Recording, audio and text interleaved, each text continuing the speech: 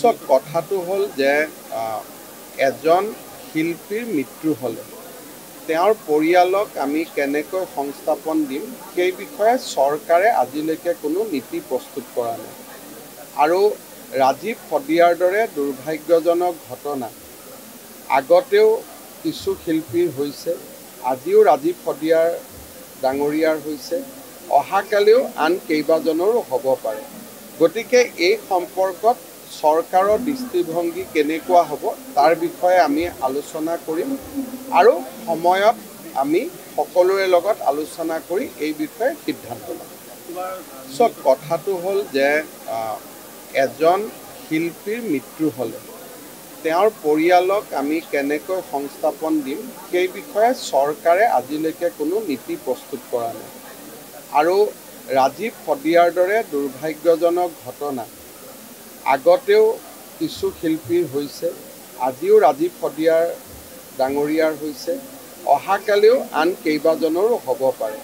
গতিকে এই সম্পৰ্কত চৰকাৰৰ দৃষ্টিভংগী কেনেকুৱা হ'ব তাৰ বিষয়ে আমি আলোচনা কৰিম আৰু সময়ত আমি সকলোৰে লগত আলোচনা কৰি এই বিষয়ে সিদ্ধান্ত ল'ম। সব কথাটো হ'ল যে এজন শিল্পীৰ মৃত্যু হ'লে তেওঁৰ পৰিয়ালক আমি কেনেকৈ সংস্থাপন দিম সেই বিষয়ে চৰকাৰে আজিলৈকে কোনো নীতি প্ৰস্তুত কৰা নাই। আৰু ৰাজীৱ ফদিয়াৰ দৰে দুৰ্ভাগ্যজনক ঘটনা আগতেও কিছু শিল্পীৰ হৈছে, আজিও ৰাজীৱ ফদিয়াৰ ডাঙৰীয়াৰ হৈছে, অহাকালিও আন কেইবাজনৰো হ'ব পাৰে। গতিকে এই সম্পৰ্কত চৰকাৰৰ দৃষ্টিভংগী কেনেকুৱা হ'ব তাৰ বিষয়ে আমি আলোচনা কৰিম আৰু সময়ত আমি সকলোৰে লগত আলোচনা কৰি এই বিষয়ে সিদ্ধান্ত ল'ম। সব কথাটো হ'ল যে এজন শিল্পীৰ মৃত্যু হ'লে তেওঁৰ পৰিয়ালক আমি কেনেকৈ সংস্থাপন দিম সেই বিষয়ে চৰকাৰে আজিলৈকে কোনো নীতি প্ৰস্তুত কৰা নাই।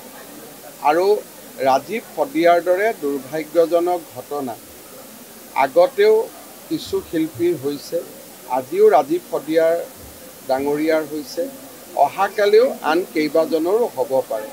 গতিকে এই সম্পৰ্কত চৰকাৰৰ দৃষ্টিভংগী কেনেকুৱা হ'ব তাৰ বিষয়ে আমি আলোচনা কৰিম আৰু সময়ত আমি সকলোৰে লগত আলোচনা কৰি এই বিষয়ে সিদ্ধান্ত ল'ম। সব কথাটো হ'ল যে এজন শিল্পীৰ মৃত্যু হ'লে তেওঁৰ পৰিয়ালক আমি কেনেকৈ সংস্থাপন দিম সেই বিষয়ে চৰকাৰে আজিলৈকে কোনো নীতি প্ৰস্তুত কৰা নাই। আৰু ৰাজীৱ ফদিয়াৰ দৰে দুৰ্ভাগ্যজনক ঘটনা আগতেও কিছু শিল্পীৰ হৈছে, আজিও ৰাজীৱ ফদিয়াৰ ডাঙৰীয়াৰ হৈছে, অহাকালিও আন কেইবাজনৰো হ'ব পাৰে। গতিকে এই সম্পৰ্কত চৰকাৰৰ দৃষ্টিভংগী কেনেকুৱা হ'ব তাৰ বিষয়ে আমি আলোচনা কৰিম আৰু সময়ত আমি সকলোৰে লগত আলোচনা কৰি এই বিষয়ে সিদ্ধান্ত ল'ম। সব কথাটো হ'ল যে এজন শিল্পীৰ মৃত্যু হ'লে তেওঁৰ পৰিয়ালক আমি কেনেকৈ সংস্থাপন দিম সেই বিষয়ে চৰকাৰে আজিলৈকে কোনো নীতি প্ৰস্তুত কৰা নাই।